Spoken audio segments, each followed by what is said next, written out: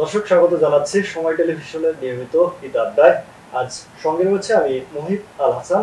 আমার সঙ্গে রয়েছেন বাংলা সিনেমার জনপ্রিয় অভিনেত্রী, শুধু সিনেমায় নয় ছোট পর্দারও জনপ্রিয় অভিনেত্রী আশনা হাবিব ভাবনা। আপু কেমন আছেন? ভালো আছি, আপনি কেমন আছেন? আমি সবসময় ভালো আছি, ভালো দলে আছি, এই যেমন আপনি সামনে রয়েছেন। Thank you. সব মিলিয়ে ব্যস্ততা এখন কি নিয়ে আপনার? এখন তো ব্যস্ততা একেবারেই ঈদ নিয়ে, যেহেতু আমাদের ঈদের আর একেবারেই সময় নেই, তো ঈদের কাজগুলো শেষ করে নিচ্ছি। তার সাথে সাথে আপনাদের মতো এই ধরনের ইন্টারভিউতে অংশ নিতে হচ্ছে, আর দাওয়াত তো আছেই। এই তো ঈদকে ঘিরেই সব ব্যস্ততা। আচ্ছা, ঈদকে ঘিরেই যেহেতু সব ব্যস্ততা আপনার, তো আমরা একটু পিছনে ফিরে যেতে চাই সেই শৈশবে। সেই সময়কার ঈদটা কেমন ছিল আপনার? ছোটবেলার তো সবকিছুই ভীষণ ইনোসেন্ট থাকে, এবং ওই সময়টাই আসলে ঈদের আনন্দটা যেভাবে আসলে আমরা উপভোগ করতে পারি সেভাবে এখন আর ডেফিনেটলি উপভোগ করতে পারি না, কারণ ছোটবেলায় কোনো টেনশন ছিল না, ছোটবেলায় শুটিং ছিল না, ছোটবেলায় ব্যস্ততা ছিল না। তখন শুধু ঈদের নতুন জামা কয়টা কিনবো, সালামি কি পাবো, কার কার বাসায় দাওয়াত খেতে যাব, কি খাবো, এতটুকুই ছিল। সো টেনশনবিহীন জীবন তো অনেক মজার। এখন তো অনেক টেনশন, অনেক কাজ, অনেক কিছু। সো ডেফিনেটলি ছোটবেলার ঈদটাই দারুণ। যখন বয়স হলো বোঝার, ঈদ সম্পর্কে জানার আগ্রহ তৈরি হলো, ওই সময়কার স্মৃতি মনে পড়ে কি আপনার? আমি তো পুরান ঢাকায় বড় হয়েছি, তো আমাদের ঈদের সাথে নতুন ঢাকার ঈদের মিল খুবই কম। তো আমি যেহেতু পুরান ঢাকায় বড় হয়েছি, আমার কাছে ওই সময়টা আসলে খুব জীবন্ত। এখন মাঝে মাঝে মনে হয় যে মানে কেউ নাই, কোথাও নাই, এরকম লাগে। বাট পুরান ঢাকার ঈদটা ছিল হচ্ছে আমার ছোটবেলার ঈদ, কারণ আমি ক্লাস 8 পর্যন্ত পুরান ঢাকাতে থেকেছি, 9-এ আমরা ধানমন্ডিতে শিফট করি। তো ওই ঈদটা আসলে দুর্দান্ত। আমরা ঈদের কালচার হচ্ছে যে সবার বাসায় যে খেতে হবে, এটা হচ্ছে একদম মাস্ট। মানে সবার বাসায় যেতে হবে ঈদে। আর আমরা যারা ছোটরা, আমরা সবাই মামাদের, খালাদের সবার বাসায় যাই এবং সালামি নেই, এবং ঈদের আগেও একটা সালামির টাকা দিয়ে দেয় তারা জামা কাপড় কিনতে।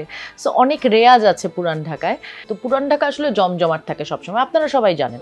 সো পুরান ঢাকার ঈদের সময়টা আমার কাছে মানে ভীষণ উদযাপন করি। ঈদে ঘোরাফেরার বিষয় তো ছিল, ওই সময় ঘোরার কোনো স্মৃতি মনে আছে? বাবা মা কিংবা চাচা চাচি বা আত্মীয় স্বজনের সঙ্গে, বন্ধু বান্ধবের সঙ্গে যে ঘোরার একটা ব্যাপার? আমরা যেটা করতাম যে আমি তো রাইফেলস পাবলিকে পড়েছি, বিডিআরের ভিতরে। তো আমরা কাজিনরা সবাই যেটা করতাম যে বিডিআরের ভিতরে ঢুকে যেতাম। তখন ঢুকা যেত বিডিআরের ভিতরে, মানে বিডিআর হামলার আগের কথা বলছি আমি। তো তখন আমরা ঈদের সময় সব আত্মীয় স্বজনের টাকা পয়সা নিয়ে দিয়ে তারপর সব কাজিনরা একসাথে বিডিআরের ভিতরে ঢুকে যেতাম। সো আমরা 1 নম্বর গেট দিয়ে ঢুকে 4 নম্বর গেটে বের হতাম, দেন রাইফেল স্কোয়ারে আসতাম। রাইফেল স্কোয়ারে এসে বোলিং করতাম, থান্ডার বোল্ট ছিল তখন।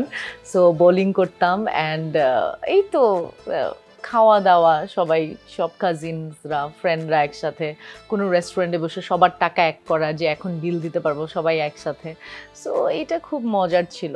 সিনেমা দেখার কোনো চ্যালেঞ্জ ছিল যে ঈদে এই সিনেমা আসছে দেখবো?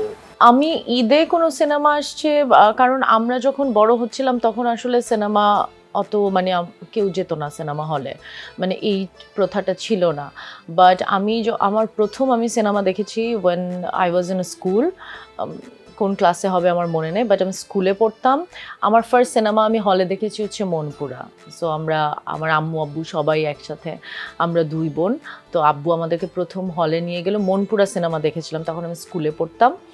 তো ওইটা প্রথম দেখা, বাট ওইটা ঈদে না আর কি। আচ্ছা, এখন হচ্ছে আপনার অভিনেত্রী, তারপর আপনার অনেক গুণ রয়েছে, এখনকার ঈদটা কেমন কাটে? ভালো কাটে। আর এখনকার আসলে আমার মনে হয় প্রত্যেক বছর মানুষ বদলায়, বা প্রতিদিনই আসলে মানুষ বদলায়। তো এই বদলে যাওয়া নিজেকে দেখি, আশেপাশের মানুষও বদলে যায়, তাদেরকেও এক্সপিরিয়েন্স করি। এবং আমার মনে হয় যে ঈদ তো আসলে উদযাপন করার বিষয়। ঈদ হোক, পহেলা বৈশাখ হোক, যে কোনো বিষয়ই আমার কাছে দুর্দান্ত লাগে, কারণ আমরা সবাই মিলে একসাথে উদযাপন করি, সেটা ঈদ, পূজা, যেটাই হোক না কেন। সো ডেফিনেটলি যে কোনো সেলিব্রেশনই তো আসলে আনন্দ দেয়। এখন আপনি অভিনয় শিল্পী, অভিনয়ের পাশাপাশি হচ্ছে আপনার বইমেলায় বই প্রকাশ হয়েছে, এরপরে আপনি চিত্রশিল্পী হিসেবেও বেশ, আপনার ফেসবুক দেখলেই বোঝা যায় এই এত গুণে গুণান্বিত কিভাবে? আমি এটা মনে করি না যে আমি আসলে এত গুণে গুণান্বিত। আমার মনে হয় আমি চাইলে আরো অনেক কাজ করতে পারি। আমি এভাবে ভাবি না। আমার মনে হয় যে বেঁচে আছি, প্রতিদিন প্রতিদিন কাজ করা প্রয়োজন, সেটা আমি মনে করি। একসঙ্গে এতগুলো মানে কাজে জড়িত, মানে এই অনুপ্রেরণা আসলে কোত্থেকে আসলো? ওই যে আমি বলছিলাম যেটা, যে আমি মনে করি যে জীবনের সময় খুব কম। আমি এটা প্রতিদিন মনে করি এবং আমি যে কোনো সময় মরে যেতে পারি। আর আমি বিশ্বাস করি যে আমার কাজ আমাকে বাঁচিয়ে রাখবে। আমার পেইন্টিং হোক, আমার অভিনয় হোক। সো আমি প্রত্যেকটা কাজই আসলে শুধুমাত্র মানে করার জন্য করি না, মানে আমার ভিতর থেকে আমার আগ্রহ আসতে হয়, তখন আমি করি।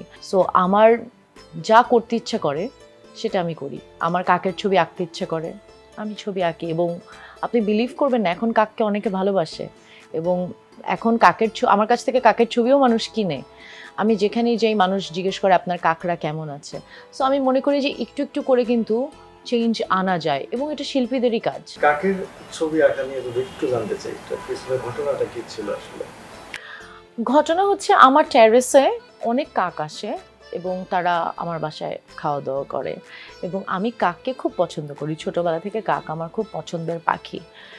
আর কাকের ছবি আমি অনেক বেশি আঁকি এই কারণে, কারণ কাককে সবাই খুব নেগলেক্ট করে জাস্ট বিকজ অফ কাক কালো। ঠিক আছে, এই কারণে আমার মনে হয়। আর সবাই যে বলে কাক আমাদের সোসাইটিকে অনেক হেল্প করে আবর্জনা খেয়ে, এটা আমার পছন্দ না। আমার মনে হয় যে কাক তো একটা জীবন, তাই না? তাকেও তো আল্লাহই বানাইছে। সো আমি যদি সুন্দর একটা প্লেটে খাই, কাক কেন আবর্জনা খাবে? এটা আমার ভালো লাগে না। আর এই কথাটাও আমার শুনতে ভালো লাগে না যে আবর্জনা খায়। তো কাকের তো জন্ম হয় নাই যে সে আবর্জনা খাবে, কারণ কাককে কেউ খাবার দেয় না, তো তখন সে কি খাবে? রাস্তার কুকুরদের কেউ খাবার দেয় না, তো ওরা তো আবর্জনাই খাবে, কারণ আমরা তো তাদেরকে খাবার দেই না, তাই না? সো এই কারণে আমি আসলে কাকদের ছবি অনেক বেশি আঁকি। কারণ আমাকে যারা ফলো করে, আমি চাই যে এই যে সোশ্যাল প্ল্যাটফর্মটা আছে এটাকে পজিটিভলি ইউজ করতে। এবং আমার কাকের ছবি আপনি দেখবেন আমার স্টোরিতে, কাক আর কাক অনেক ছবি আমি দিই। ওরা আমার বাসায় আসে, ওরা খাচ্ছে, ওরা নাচতেছে, একজন আরেকজনকে খাবার খাওয়াই দিচ্ছে। সো এগুলো আমি অনেক ভিডিও করি, আর আমি ভিডিও দিই। আমি আমার পেইন্টিংয়ে কাককে আনি, আমি আমার কবিতাতে কাককে আনি এবং মানুষ কানেক্ট করতে পারে এবং সবাই কাককে নিয়ে অনেক উচ্ছ্বাসিত। এখন আমার আশেপাশের মানুষ, অ্যাটলিস্ট আমার আশেপাশের বন্ধুরা এখন কাকদেরকে খাবার দেয়। সো আমি চাই আমার পজিটিভিটিটাকে মানুষের মধ্যে ছড়িয়ে দিতে। দ্যাটস ওয়াই আমি কাকের ছবি আঁকি এবং আমি চাই কাককে মানুষ অনেক ভালোবাসুক। শুধু টিয়া পাখি সুন্দর দেখে টিয়া পাখিকে ভালোবাসবে আর কাক কালো দেখে কাককে ভালোবাসবে না, এখানে আমার সমস্যা। আচ্ছা আপু, এবারে ঈদে আপনার পরিকল্পনা কি? আমার কোনো পরিকল্পনা নেই। পরিকল্পনা করে আমি কাজ করি না। পরিকল্পনা হচ্ছে কাজ যেগুলো আসবে, নাটক যেগুলো আসবে সেগুলো তো দেখবে মানুষ ঈদে। আর এই তো বন্ধুদের সাথে আড্ডা দিব, ফান করব, সালামি দিব, সালামি নিব, খাবো, দ্যাটস ইট। আর আমি সবসময় একটা কথা বলি, আমার দর্শকরাই আমাকে একটু একটু করে তৈরি করছেন। তো আপনারা যেভাবে আমাকে ভালোবাসা দিয়ে এসেছেন অতীতে, এভাবেই ভালোবেসে যাবেন। আর আমি আপনাদেরকে সার্ভ করে যাব আমার কাজের মাধ্যমে, আমার অভিনয় দিয়ে, আমার ছবি আঁকা, লেখালেখি, আমার নাচ, সব কিছু দিয়ে আমি আপনাদেরকে সার্ভ করে যাব। এটাই আমার দায়িত্ব আমি মনে করি। সো আমার জন্য আপনারা দোয়া করবেন এবং সবাইকে ঈদের অনেক অনেক শুভেচ্ছা।